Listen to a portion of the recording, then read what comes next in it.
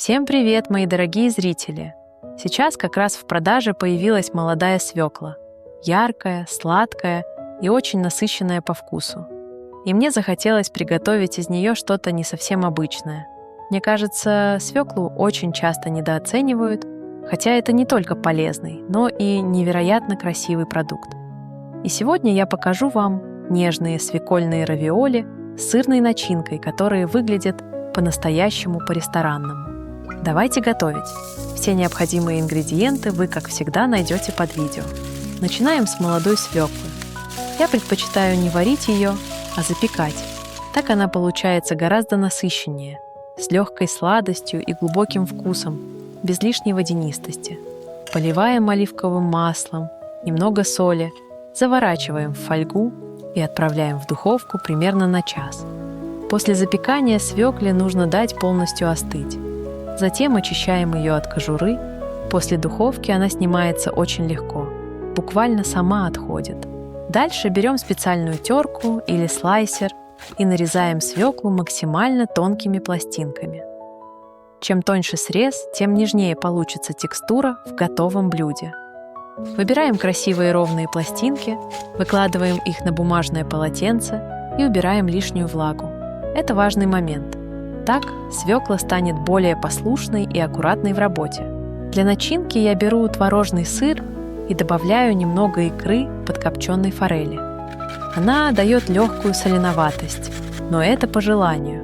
Можно взять другую икру или не добавлять ее совсем. Далее добавляю в начинку зубчик натертого чеснока, немного твердого сыра, небольшой пучок зелени. У меня петрушка.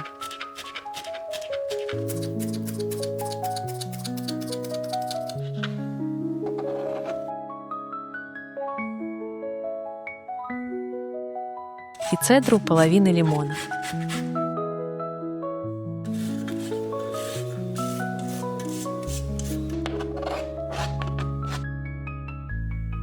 Все хорошо перемешиваем до однородности и убираем в холодильник, чтобы начинка стала плотнее и ароматнее.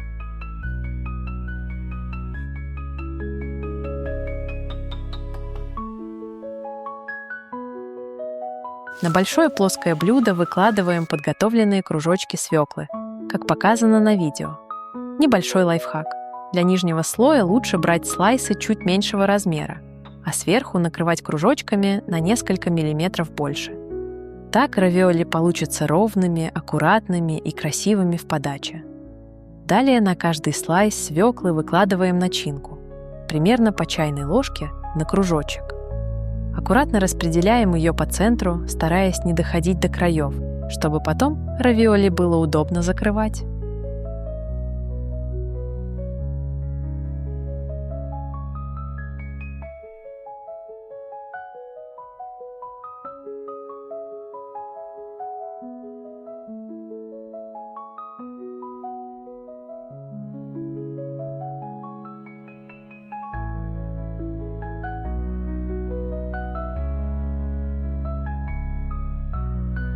Теперь накрываем начинку вторым кружочком свеклы, слегка прижимаем по центру и аккуратно скрепляем края. Как я уже говорила, верхний слайс лучше брать чуть больше нижнего. Так равиоли легче закрываются и выглядят более аккуратно. На этом этапе главное – не спешить. Чем аккуратнее вы соедините края, тем изящнее будет смотреться готовое блюдо.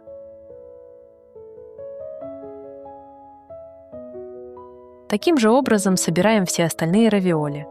Выкладываем начинку, накрываем второй пластинкой свеклы и аккуратно скрепляем края.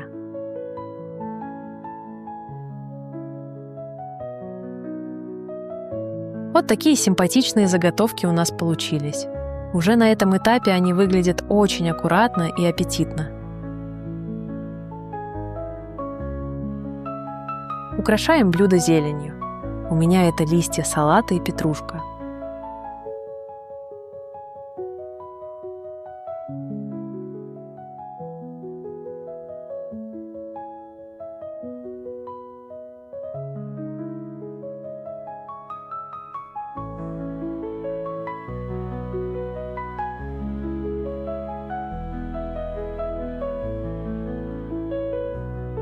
сверху поливаем соусом. Для него я смешала соус терияки и бальзамический соус в пропорции 1:1, примерно по столовой ложке каждого. Чтобы соус стал гуще и не растекался, я довела его до кипения и проварила буквально 1 минуту. Затем остудила, переложила в кондитерский мешок и аккуратно нанесла на каждую равиоли. Он добавляет блюду красивый глянец, легкую сладко-кислую нотку и делает вкус более глубоким и завершенным.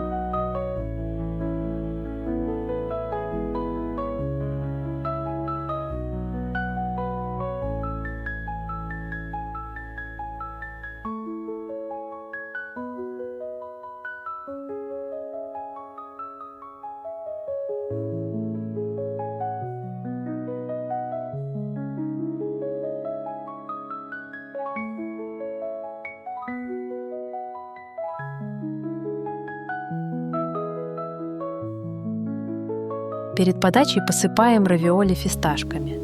Они дают не только яркий цвет и красивый контраст, но и приятный хруст, легкий ореховый вкус и делают блюдо еще более завершенным по текстуре.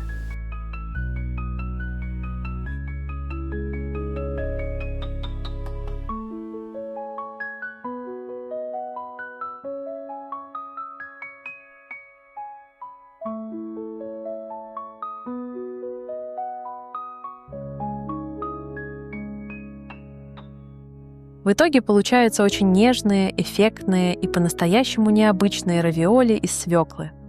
Здесь все работает на контрастах: сладость запеченной свеклы, сливочная начинка, солоноватая нотка икры, густой соус и хруст фисташек. Блюдо выглядит ярко, празднично и при этом очень деликатно.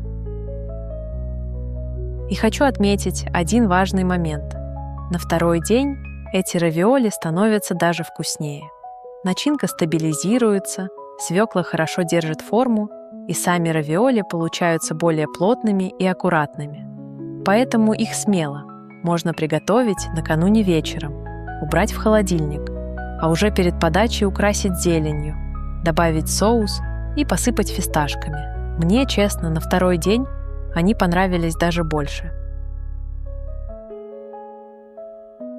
Как вам такая подача? Мне кажется, это тот самый случай, когда простые продукты превращаются в настоящее украшение стола. Очень жду ваши комментарии и впечатления. Спасибо, что были со мной. До новых вкусных встреч. Всем пока!